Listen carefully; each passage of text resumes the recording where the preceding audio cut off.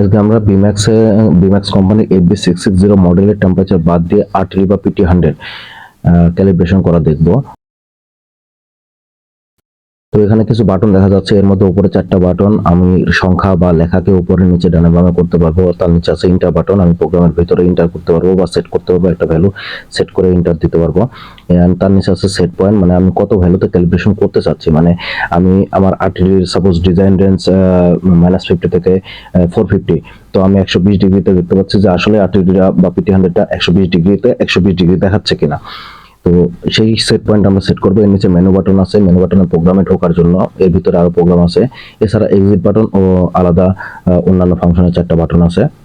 এই বাটনগুলো বিভিন্ন রকম কাজ আছে বা প্রোগ্রাম আছে, তো ভিতরে ঢুকে দেখতে পারবো।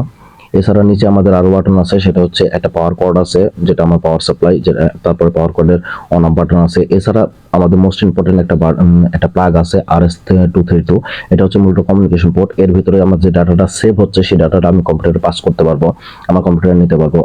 এছাড়া আমাদের টেম্পারেচার বারটা মূলত হচ্ছে এক্সপ্লোশন প্রুফ, এই জন্য সি লেখাও আছে।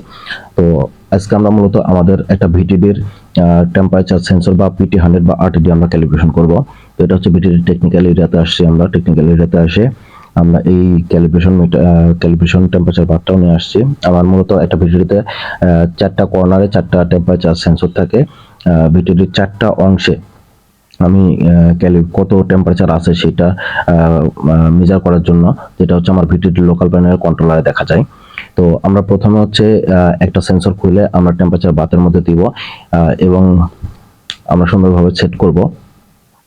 এরপরে আমরা হচ্ছে প্রোগ্রামে সেট করব যে কততে আমরা করব।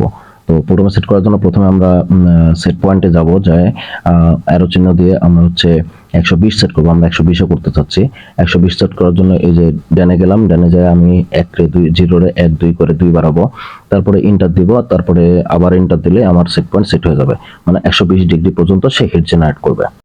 তো আমাদের এখানে 119 উঠে গেছে অলরেডি। এখন আমরা ভিটিডি টেকনিক্যাল এরিয়া থেকে ক্লিন এরিয়াতে গিয়ে দেখবো যে আসলে আমাদের ভিটিডির যে এলওপির কন্ট্রোল প্যানেলে আমার টেম্পারেচার স্ক্যানার আছে, সেখানেও আমার 120 উঠছে কিনা। তো আমরা টেকনিক্যাল এরিয়াতে এসে দেখছি এই কন্ট্রোল স্ক্যানারে, টেম্পারেচার স্ক্যানারে আমার ভ্যালু দেখাচ্ছে। 4টা সেন্সরের জন্য 4টা ভ্যালুই দেখাবে।